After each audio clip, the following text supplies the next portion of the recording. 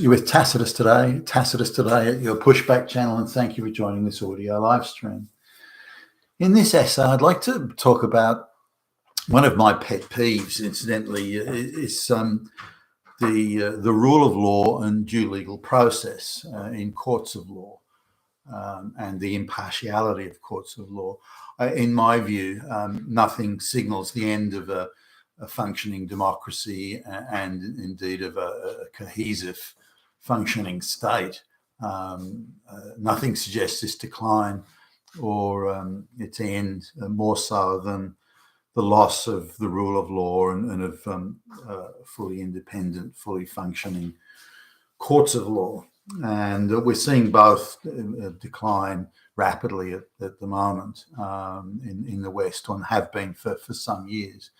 And these activists at all levels now in the legal process and the advisory, if you like, the consulting type industry around the legal industry. There's so much now that's pursuing the ideological outcome rather than the facts and accuracy. And like merit in all things, the law, independent, impartial law, and facts and accuracy are really treated as bastions of straight white privilege, and meritocracy is Nazism, and so on. So this ideological view is that equality or equality of outcome can only be achieved ideologically. It cannot be achieved in any other way, and therefore all the facts and truth and evidence and accuracy, that all has to go. It's simply collateral damage as we pursue this idea, or many rather pursue this idea of this ideological sort of nirvana, where equality of outcome is universal, and those who disagree with it have to be taken back and shot. But let's look at it. I came across something where it was a case in Central Europe, or Western Central Europe anyway, where this is a court case or a legal case where a woman, a mother who was an activist in child protection, child care, so attending many courses on run by activists that say that every child is being, is victim of pedophilia, and it's straight white men that are doing it, and so on. So they're attending all these courses, which are pure propaganda, by the way. They're not based on any fact. That gin everything up and turn things into a state of, almost hysteria, I think. And so this woman somehow latches onto the idea that her child has been drawn into an evil pedophile ring of straight white men that are exploiting children in mass orgies that are filmed, and then the movies are distributed around as part of some child porn industry. So she has this view now, because she's part of the activist industry in this area. She's able to get to people easily who are also activists. And bear in mind, it's an industry that only employs fanatical activists. If you're sober or even-handed, let's look at the evidence. Let's look at the facts. You don't get a job in this industry. They only want activists or people who can be converted into hysterical and fanatical activism quite easily, low IQ people. So she goes then to an activist who's got political contacts and contacts in the police. Then suddenly the police are involved. Now the police say, well, we're not experts at determining whether, we've questioned the kids, but the kids say that there's nothing going on. Well, that's it. That's the concealment. But evil Nazis are concealing everything. That we have to get to the truth, the activists say. We have to get to, because we know those Nazis are there. Those pedophile Nazis, they're everywhere. We have to get them. But there's no evidence. Doesn't matter. Who gives a fuck about evidence? Let's go get them. So they go to a renowned activist who... child doctor, or alleged child doctor, who who says, well, based on what you've said, clearly there's a pedophile ring going on here. It's probably international, probably run, but Hitler is probably personally running it. So they then go to another activist doctor, medical doctor, who examines some of the children and says, no question about it, they're being abused, and that's it. So the police sort of go along, and based on expert advice, they lay charges, and men are arrested, and so on. Now, you got to consider the situation. Still, there's no evidence. There's just strident, fanatical activists who believe, there are Nazis and pedophiles everywhere, preying on young children, and there are pedophile rings everywhere, and this sort of stuff. They're convinced it's there. Now, if there's no evidence, it doesn't really matter, because we just know it's there. And if there's a little, not much evidence or no evidence, then that's not really relevant, because we know it's happening. The same as in the rape industry. We know every woman is getting raped. We know it. And if there isn't any evidence, it doesn't really matter, because we know it to be so. And it's oppression, and it's evil white men and straight white men oppressing the helpless. And we have to fight back against this. Don't you see? We just have to fight back. But there's no evidence. It doesn't matter. We know the oppression's there, and we have to fight back against the oppression. Or we have to stop these evil Nazis. So given these Nazis are so everywhere and they're so evil, it's okay to fabricate evidence. It's okay to invent evidence, because we know how evil they are. So we can just invent the evidence. And by inventing evidence, committing perjury in a court of law, we're actually doing good. We're doing good because we're getting the Nazis. Okay, well, that's one way of looking at it, I suppose. But this is the sort of mindset that these people get caught up in, that perjury is okay, fabricating evidence is okay, inventing evidence is okay. And if the person you're accusing wasn't even in the town or the city at the time, you just fabricate. Well, you hide that evidence. Hiding evidence that shows these people are innocent and they were nowhere near it, you can hide that. That's okay too. That's all right, because we're getting the Nazis. So we can do whatever we want in pursuit of getting these Nazis, because ideologically we're committed to doing this. And if we get these Nazis, it doesn't matter whether they're guilty or not, then we're doing something good and virtuous. And that's okay. Now, remember, all the people involved in this are all activists. So the doctor examining the children, the psychologist interviewing the children, the psychiatrist and the social workers, and everybody is an activist. They all know each other. They all attend the same, radical, ideological, fanatical courses. The Nazis are everywhere. They're all involved in this. They all know each other. They all hang out together. They all convince each other that, the ideology that Nazis are everywhere and these oppressors are everywhere. And they also talk themselves into that loop of, well, we know they're everywhere. We know they're doing it. We know they're bad. I mean, how they know this? They only know this ideologically, not factually. So therefore, we can do whatever we want.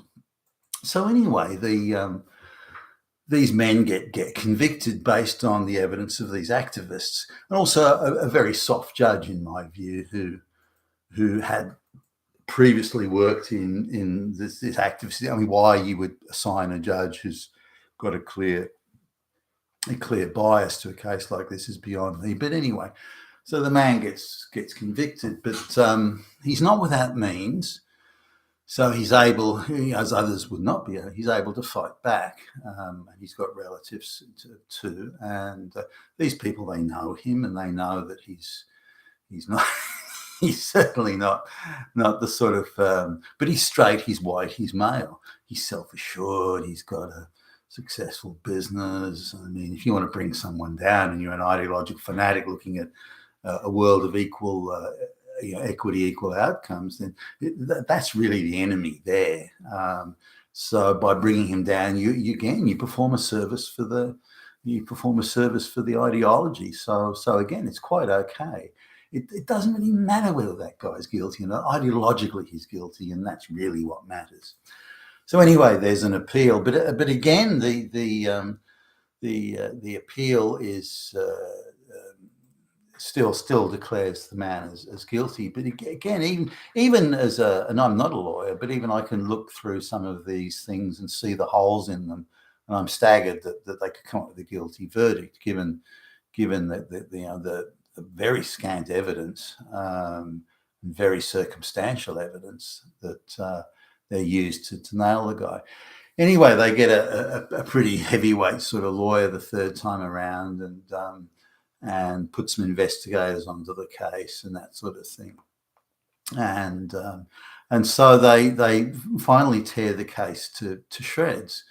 The doctor who examines the children and declares, oh yeah, they've definitely been sexually abused.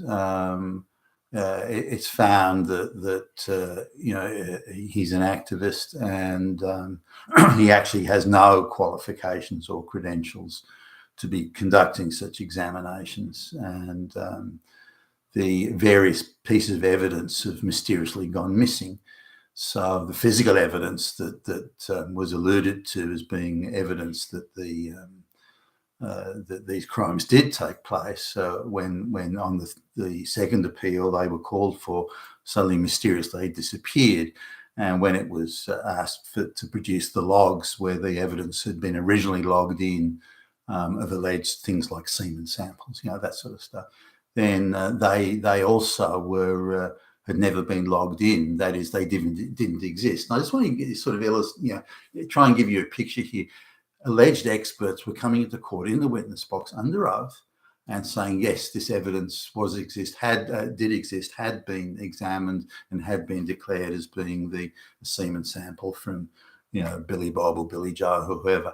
So when in fact there was no such sample, nothing existed. It wasn't there, it never was there.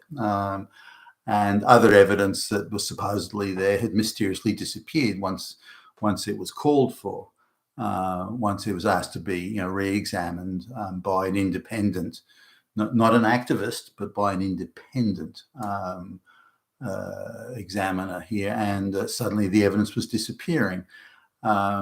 Then one of the children who was supposed to have been sexually abused actually didn't exist, and another child that had been sexually abused hadn't even been born. Was born a few days after the supposed examination of that child had taken place. And the list went on and on of holes in how these things weren't, fully observed and picked up. But the defense for this guy went after this guy, and a lot of these witnesses and so-called experts were absolutely torn to pieces by the lawyer and the defense lawyer. But it showed sort of how the lawyer had to come to the case with the idea of, these people are all activists, they're all fanatics, they're all activists, and I have to very carefully check everything they assert.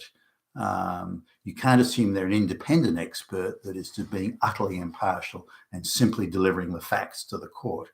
Because their job is to deliver the facts to the court, and it's the court's job to make the determination based on the factual, tested, provable evidence. But that's not what happened in these cases.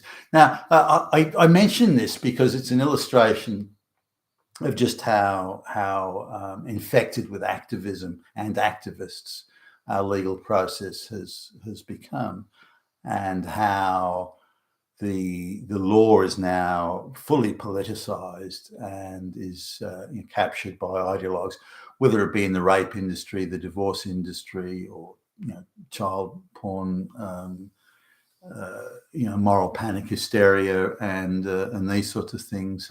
It's been radically changed, drastically changed, the law and the practice of law and due legal process, where case after case that I'm coming across, prosecutors think it's quite acceptable, if not desirable, if not a requirement, to fabricate evidence and to conceal evidence, tamper with evidence, bring in strident, radical, fanatical activists, but try and present them as independent expert witnesses, and the list just goes on.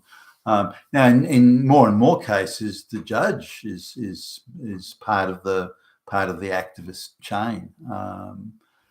I'll talk about a few other things as well here, where a lot of people who were bullied badly as children are drawn to positions of power. They're drawn to the law, and you often see this where people have this view of, I was bullied as a kid, but I'm going to become a lawyer because people don't mess with lawyers, or that sort of thing.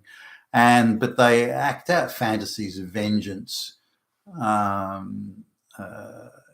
through using their job. They act out these fantasies of vengeance. And for example, the people who are supposed to be